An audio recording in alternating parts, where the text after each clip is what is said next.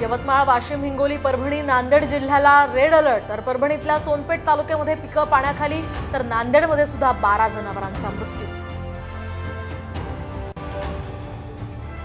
12 तासात 2 हत्येच्या घटनांनी पुणे हादरलं। माजी नगरसेवकावर 5 round fire, तर हडपसरमध्ये फायनान्स कंपनीच्या मॅनेजरवर धारदार शस्त्रानं हल्ला।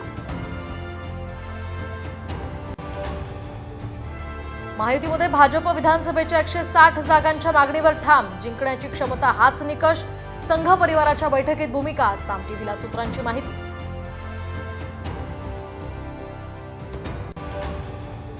बंद साखर कारखाने पुन्हा सुरू होणार। कारखाने आर्थिकदृष्ट्या सक्षम करण्यासाठी केंद्रीय सहकार मंत्रालय स्तरावर हालचाली।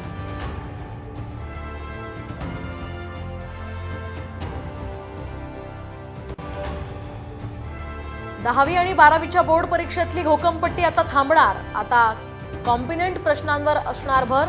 नवा आराखडा तयार।